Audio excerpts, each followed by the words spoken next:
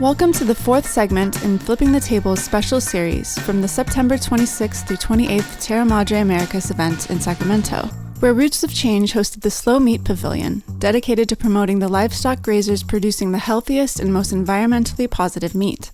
Today's conversation features three experts in certification and consumer education who will help you make good choices when shopping for meat. Enjoy the show.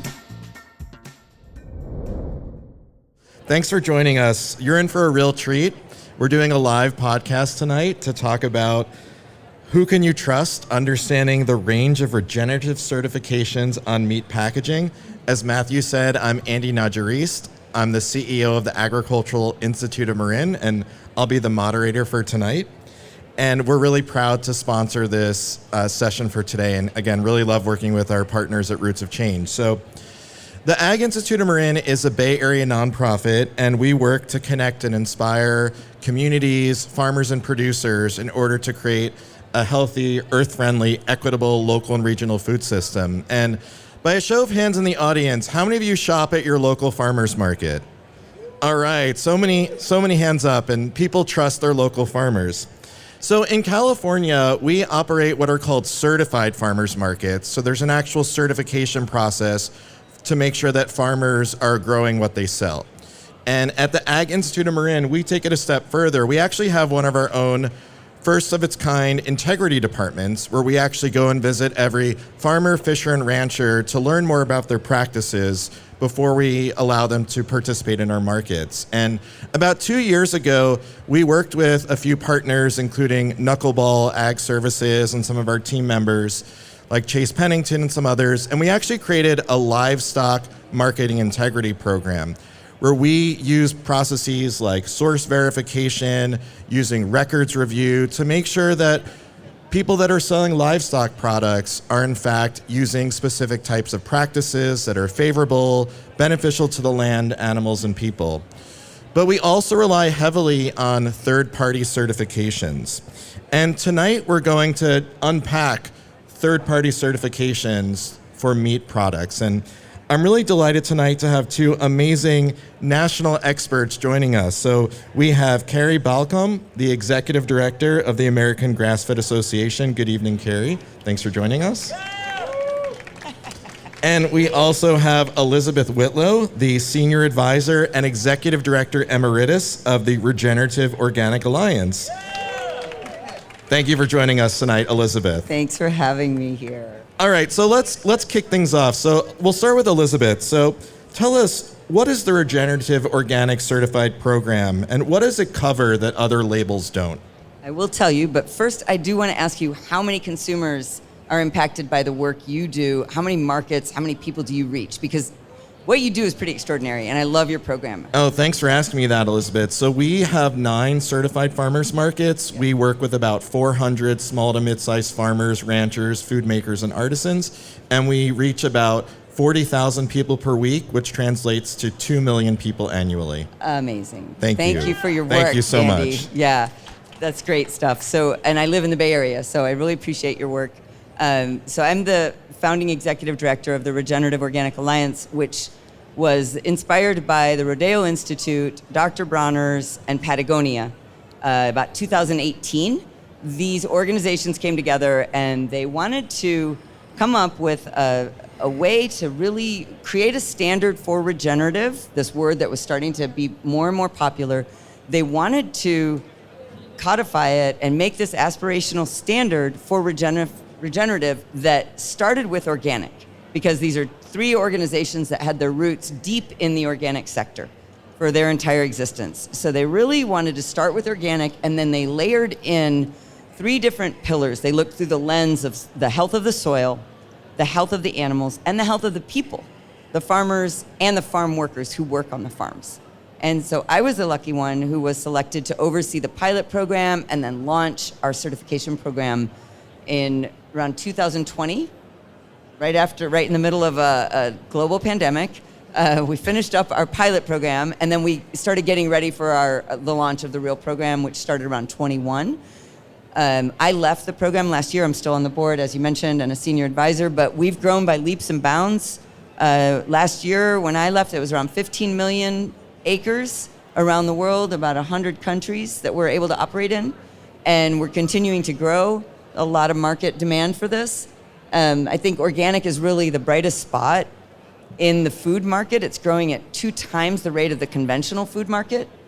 And regenerative organic and regenerative in general is adds another layer onto that. Consumers are really excited about it, and they're looking for something more, something that really meets all their values. So when they're going to the market, they're getting something that is produced in a way that speaks to climate, speaks to social equity, and then also really importantly is the animal welfare. And so we can get more into it. I'll keep it short for now. Great. Well, thanks for starting to unpack that. Yeah. And Carrie, tell us, what's the American Grass-Fed Association certification? Well, fortunately, I'm not on East Coast time, so my southern accent won't come out because I'm tired. But I'm Carrie Balkcom, and the American Grass-Fed Association started in 2003 when the United States government was going to allow a grass-fed label claim, which you see on the label, to allow animals that had been in confinement, fed grain, given antibiotics and hormones, and confined, and you could put grass-fed on the label. So we worked with the government from 2003 to 2007 to say that's not what the consumer believes. And the USDA finally said, well, we're going to talk about what the animal has eaten, not how it's raised, and not about anything about antibiotics or hormones. It's just what it's been fed. So you could feed it in confinement and still say it's USDA grass-fed. So we said, can we do our own certification program? And they said, sure, if you meet or exceed our standards. We went, well, okay, let's go have a drink, because we knew we could do that. So we started our own program in 2007, started certifying ruminants only, which is beef, bison, lamb, and goat. So we started with those. Since 2007, we now have added pastured pork, we've added dairy, and we've added pastured poultry. So we have all the standards. We've also, and we'll roll it out, and one of my board members is here, since she'd be embarrassed if I didn't say this, we're rolling out a land health module, which is like regenerative. What are you doing with your land? So we can add that certification as well. So we have a conference coming up in November, and the big rollout will be there, but I just wanted to let you all have an inside scoop on that. So that's where AGA started. Right now, we're focusing on the land health. We'll roll that out with our pastured poultry. We've just started certifying to that. We're USA only. We're the only grass-fed standard that is USA only. We don't allow any certification outside the United States. The 4 major pillars are no confinement. It doesn't mean that you can't round up your animals and treat them if they need to be treated or branded or whatever your government schemes are. But it doesn't, you can't feed them in confinement. You can't hold them. No antibiotics. If the animals need antibiotics, please treat them, but take them out of the program. No added hormones, no confinement, and good animal husbandry. We're not a welfare standard, but we do have welfare in our standards, but we are not an animal welfare standard. So that's basically the 4 tenets of what we believe. In the last 7 or 8 years, I've started doing a lot of policy work. Something that you don't know that I'm very proud of is that we worked with another organization and we got Product of the USA passed. And what that means is before we had Product of the USA, you could bring an animal into this country or a package of meat into this country, take it out of one package and put it in another package and label it Product of the USA. This is a huge deal. This is huge. Mm-hmm. So we worked for 1.5 years, and in the last administration, the Biden administration, his first executive order included that is no longer valid. The Product of the USA means meat that is born, raised, processed here in the United States. Now, in his wisdom, the former Secretary of Agriculture decided that he was going to delay it until the end of this year. I just met with the USDA, and they said it is going to go through on January 1, 2026. So you'll see a big splash about that. We went through rulemaking, so it's going to be very hard for them not to allow that to happen. Because right now, when you go to the grocery store, you don't know where that meat has come from. And we're not knocking anybody else's product. We're just saying, and I said this at one of my conferences, it's like Beyonce says, if you like it, put a ring on it. And then I said it to a bunch of 60-year-old farmers, and they didn't know who Beyonce was. So our trading partners, this is something that was the mandatory country of origin labeling. That has to go through legislation, which means the Congress, and they're a little busy right now. So we're still working with that. But in the meantime, we're very proud of the product of the USA, and we worked really hard on it. So.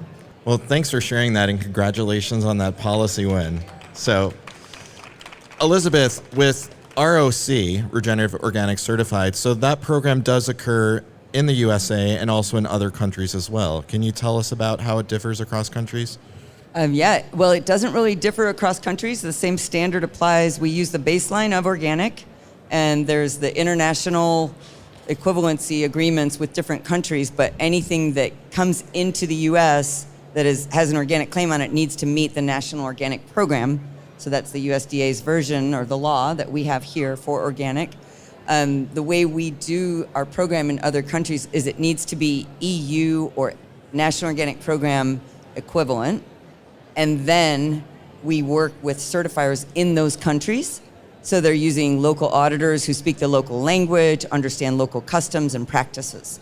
And so we have 15 different certification bodies around the world. And that's a really important differentiator for our program, is that we only work with accredited certification bodies who do the organic audits, and they call it a bundling the audit, where you can do the organic audit and then you layer in the additional audits, so that you've got the same organic inspector who's going out there, who's become familiar with the operation, who then adds in the other questions that relate to the regenerative practices across those three pillars I mentioned: soil, animal, and human.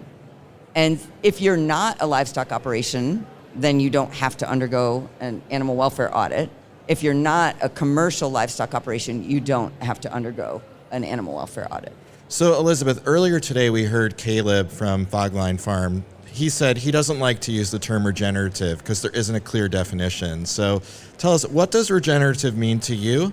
And as a follow-up, tell us about California creating the first in the nation definition of regenerative. Yep. So if you think of the most basic definition of regenerative, it's a very holistic approach to the farm in context, of the appropriate context of that farm.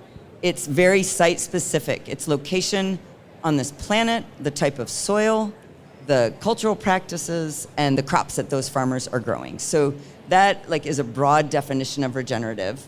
That's how I think of regenerative. There are some core regenerative practices that I think everybody pretty much agrees on. And these are around, you keep the soil covered. You provide an armor for the soil and protection. Keep the soil covered, minimize your soil disturbance. You bring in cover crops and keep that soil covered with living cover crops, vegetation rooted in the ground, or mulch covering the ground. You do crop rotations. You encourage biodiversity by planting a diversity of crops, having hedgerows, and beneficial insects can come into the insectary blends.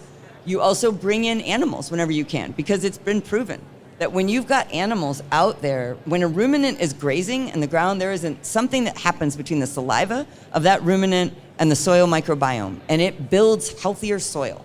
And it's been proven, there's science behind this, and it's a really beautiful aspect of it. So those are some of the core principles. I can talk more about the CDFA effort if you'd like, or we can come back to that. Well, we can come back to it in a bit then, but thanks for sharing that definition. Yep. Carrie, so when folks are at farmers markets and grocery stores, there's a lot of terms thrown out. We hear things like grass-fed, grass-finished, pasture-raised, free-range. Tell us, what does the grass-fed certification mean, and how does it help to prevent confusion amongst consumers?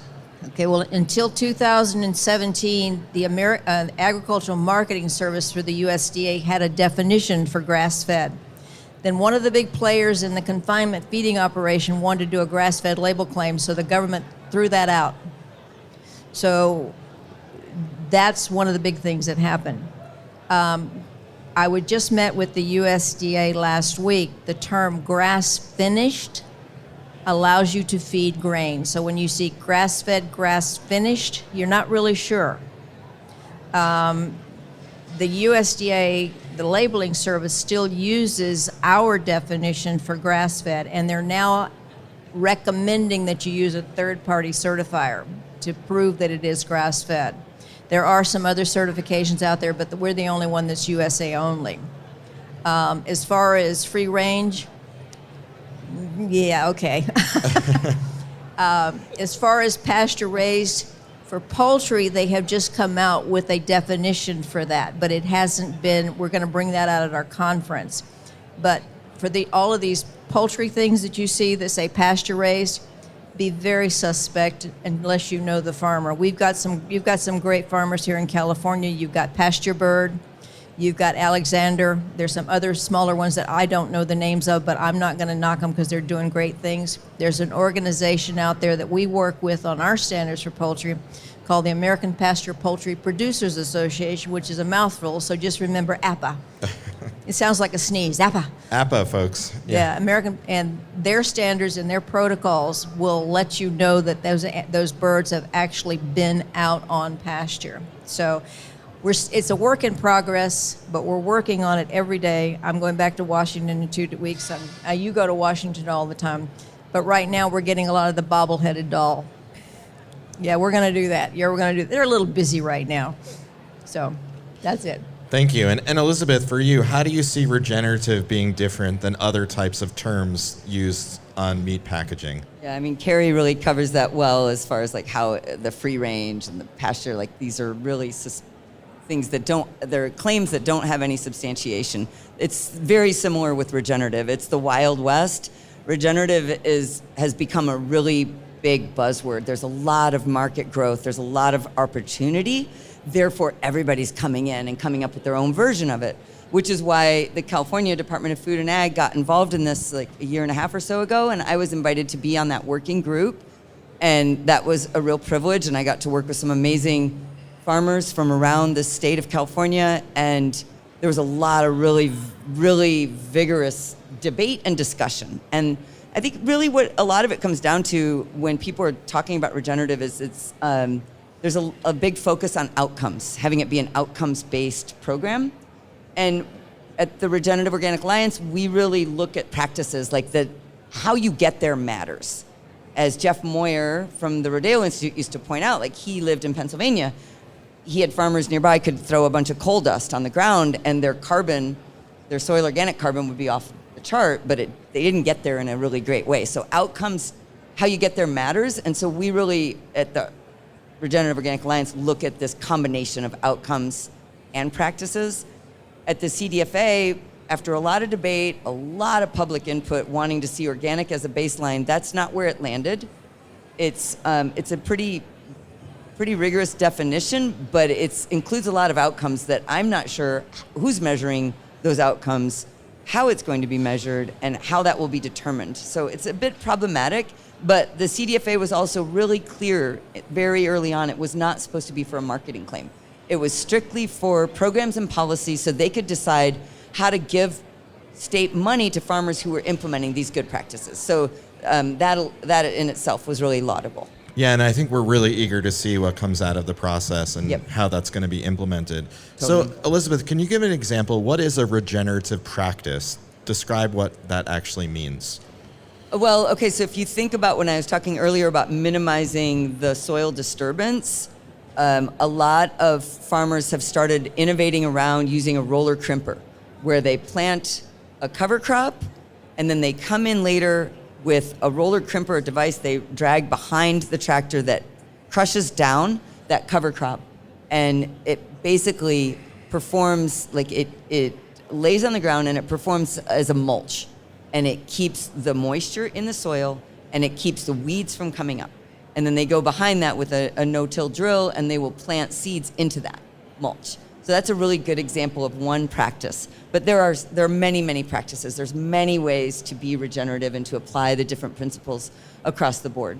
All right, thanks for sharing that. And Carrie, yeah. There's a gentleman standing back here in a light blue shirt, and he's chatting right. He's the leading researcher on pasture-based science, and he's going to be speaking later today. He's Dr. Van. Tomorrow. Stephen, raise your hand. Everybody So we have knows- Stephen raising his Yeah, hand. yeah. So make sure you either go to his speech or find him, because he's got the research behind what's happening.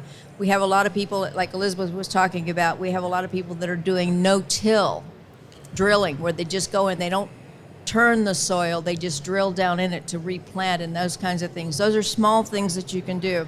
Animal impact, which is what we're concerned with, where you have grazing animals who come in who impact the earth with their hooves, and then with the manure and the poop and the everything, and then you have chickens come in behind, and then you have hogs who root, and you have all this stuff, and you're letting that happen organically. And we're not organic, but it's, when I say organic, it's an organic process. Mm-hmm. Okay, that's the difference.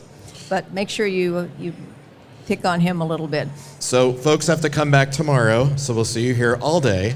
But yes. I want to add one more thing too on that soil aspect of why it's important not to disturb the soil, is that there's so much going on in the soil microbiome, and that's where all the exchange is happening. And it's how the plants get their nutrients, by going into the microbiome of the soil. And when you're doing heavy tillage and you're turning that soil up and over and exposing it to the sun, it's oxidizing and it's killing the soil microbiome that you rely on. And so that's why it's really important to provide this armor and protective coating. Yeah, I mean, I'm glad to hear you say that. So we're a part of a project in Marin County called the Marin Carbon Project, and it's a partnership between conservation districts and land trusts and UC Davis and Carbon Cycle Institute. And they've actually found that when farmers and ranchers are applying organic compost, that they're actually able to remove excess greenhouse gases from the atmosphere to actually reduce the impacts, or help reduce the impacts of the climate crisis. So the climate impacts are really incredible. You draw down so much carbon, and not to mention when you draw down the carbon, you're having more aggregation in the soil, and that soil has a capacity to hold so much more water. And so they equate like every 1% increase in soil organic matter to 27,000 gallons of water per acre that is retained. And so in these times of climate crisis, we've got drought and we have flood.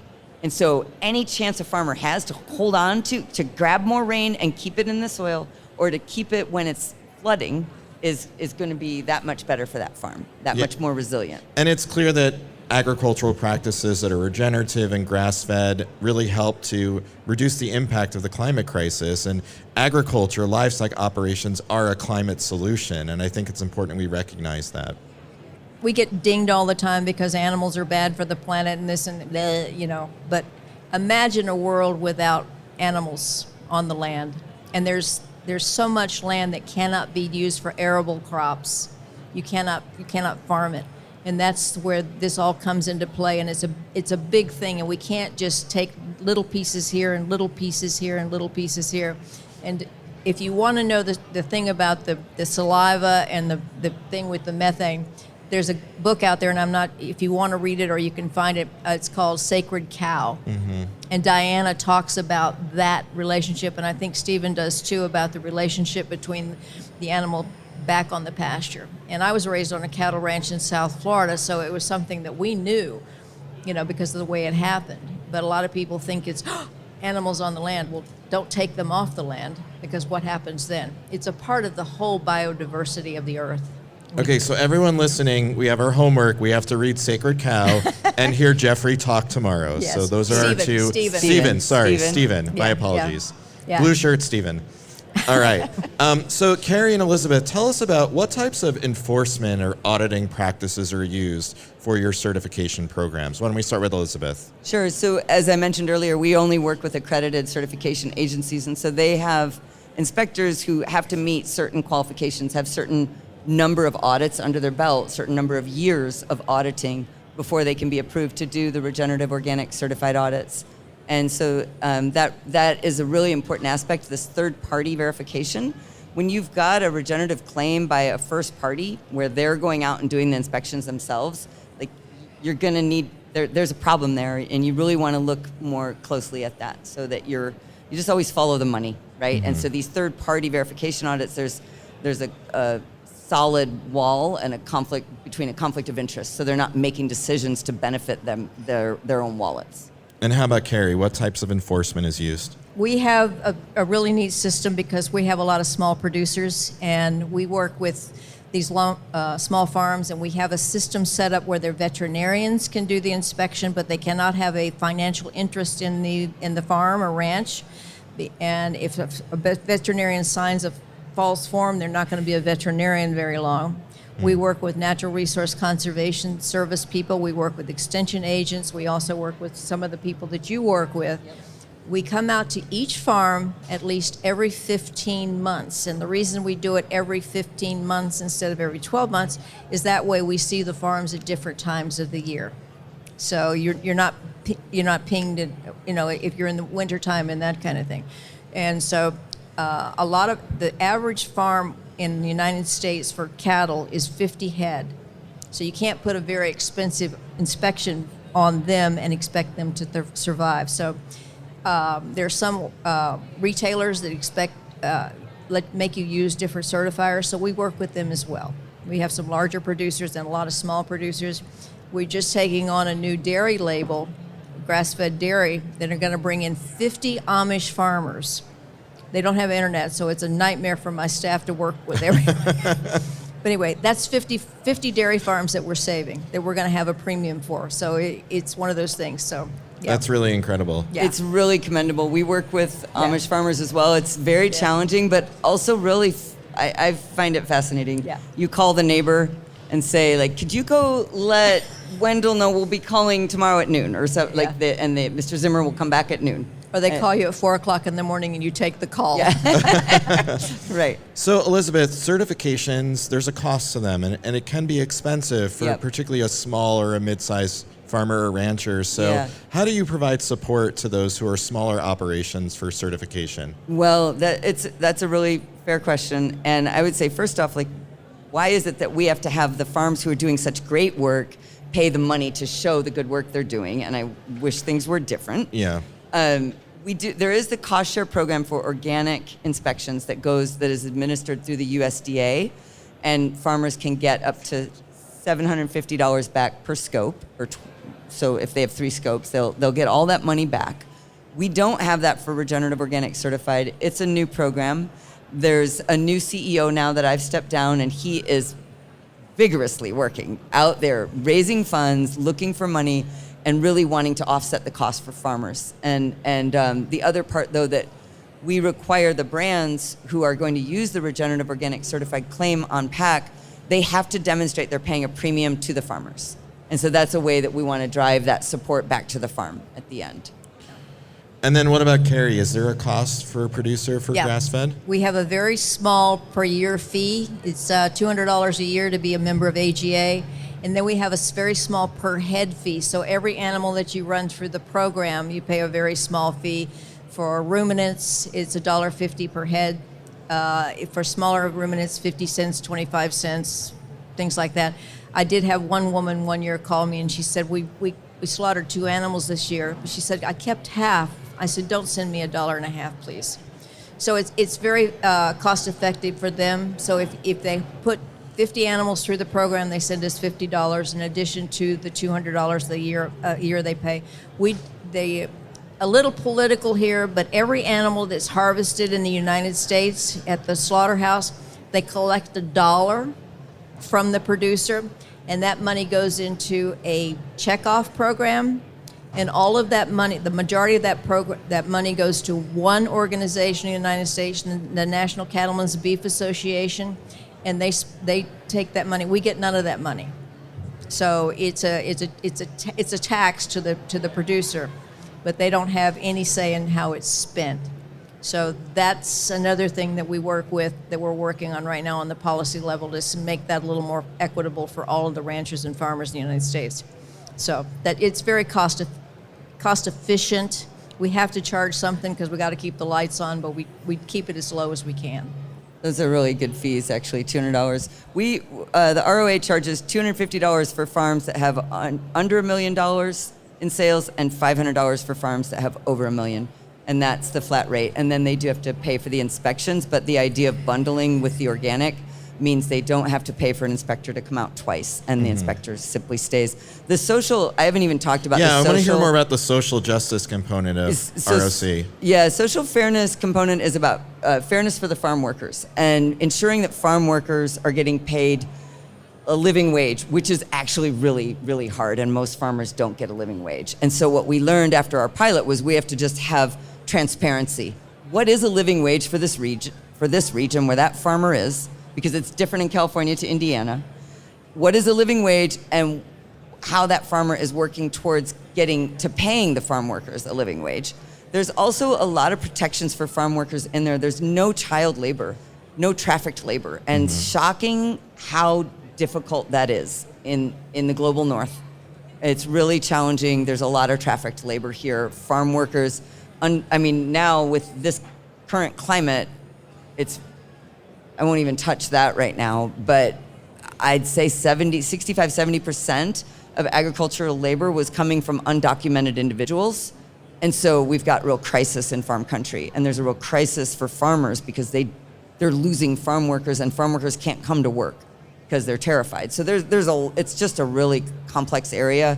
We're doing the best we can to bring spotlight to that and to really help farm workers ensure that they're getting that kind of care and pay, and that they have good, safe working conditions. They've got shade, water breaks, things like that. Yeah, well, thanks for saying that, and we appreciate the holistic emphasis on soil health, animal welfare, and also supporting the people who grow our food, and they're treated with dignity. So thank you. It's really commendable, Elizabeth. And let's change the word from illegal to undocumented, and let's talk about a pathway to citizenship. That's right. Because there is none. Yes, I Don't agree say with illegal. that. That's why we say undocumented individuals, and it's Yeah. really important.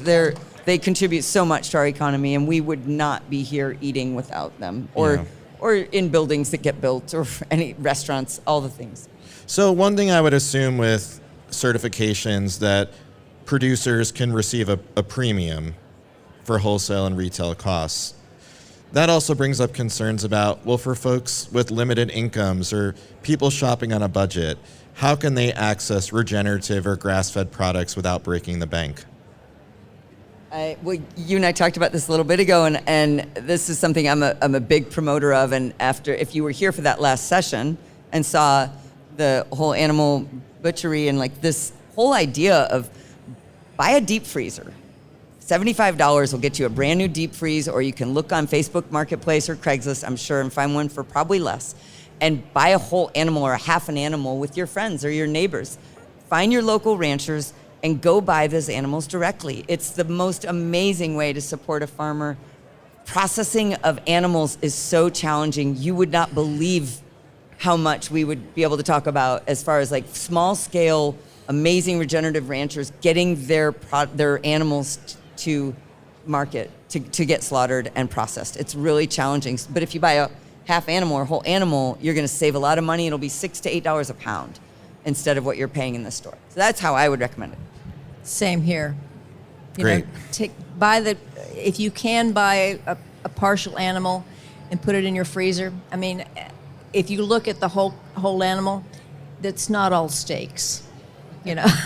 And there's a friend of mine that has a restaurant in Montana, and he only puts beef on the menu. And when that cow's gone, then he puts beef on the menu, and everything is used from that animal. So you might get steak, you might get burgers, you might get stew, you might get meatballs. You don't know, but it's just beef. That's what Dusky was talking about earlier with the line that she would put on her menu. It works. It's beautiful. There's so many ways to use the animal and make the stock and have it. It's a great way to go. Yeah. Super affordable.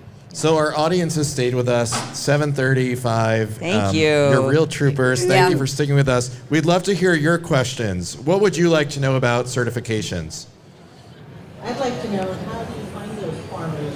Depends where you live. Like your local farmers market, I'd roam around there. There's maps of farms. There's, Certified Naturally has maps. Certified Organic, ROC. We've got maps. You can look around your area. Mm-hmm. There's some amazing farms here. Star Walker, raise your right there. We got Star Walker. We got Burroughs, and I'm sure you have lots of farms around. You probably have a map. Yep. Right? We have a map on our website. Yeah. And the other thing, too, is that if you go to the farmer's market, talk to the farmer. And a lot of times, search them out. But if you go to the AGA website, if you go to your website, there are maps there. And if not, pick up the phone and call us or email us through the website, and somebody will get back to you about finding those things. There's Local Harvest. Oh, yeah. That's a great one. There's Eat Wild, which is probably the oldest one.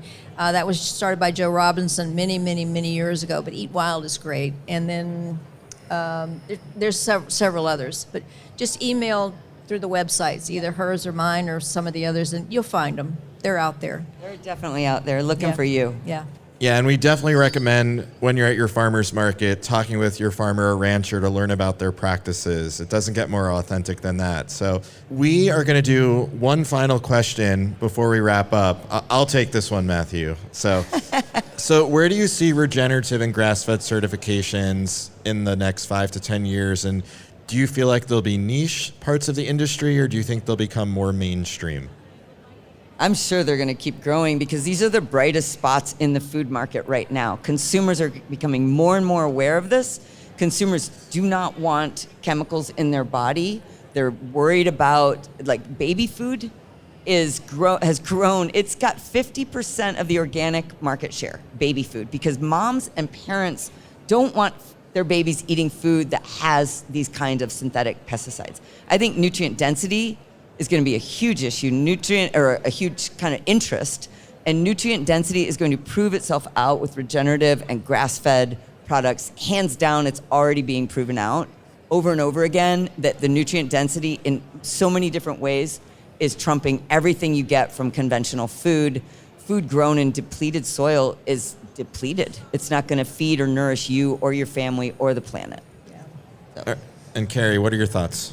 It's the buzzword right now, and anytime there's a buzzword, Big Ag comes in and co-opts it. That's why you have to know your farmer, know your food, eat locally, look for genuine certifications. If you can't get to the farm, if you're not sure, then give us a call. I mean, Audubon is here. That's a great one as well. It's just really tough right now because as sustainable was co-opted 12 years ago, now regenerative is now being co-opted. So know your farmer, know your food, know local. And before we finish, I just want to make sure that everybody knows that Michael Dimick and Roots of Change was very instrumental in California getting a definition for regenerative. Let's give a hand to Michael Dimick and Roots his of team. Change. Yes. Thank you, Michael. So much good work. Yeah. All right, and Carrie, Yeah. tell us your website if people want to learn more about grass-fed. AmericanGrassFed.org. And Elizabeth? It's regenorganic.org. All right, so let's Yeah. give a big round of applause to Thank our you all. amazing panelists. And we want to leave everyone tonight with the Roots of Change message, vote for your food. So every time that you make a shopping decision, whether you're at the farmer's market, the grocery store, or buying online, you can help influence our food system by supporting farmers and ranchers that use regenerative and grass-fed practices and a focus on support for the land, animal welfare, and support for farm workers growing our food. So again, thanks for joining us tonight. Thank you all. Thank you. Have a Thank great you. time at the show. I'm Andy Naja-Riese. We encourage you to visit our website, agriculturalinstitute.org. We're also building a new permanent farmers market and food innovation hub to represent the future of farmers markets, where we lift up practices like organic, regenerative, and grass-fed. So you can visit our website, and thanks again for joining us tonight. We hope you enjoyed the show. Please share it with your friends and listen to our next monthly episode of Flipping the Table, hosted by Roots of Change, a program of the Public Health Institute, a nonprofit organization dedicated to building a healthier world.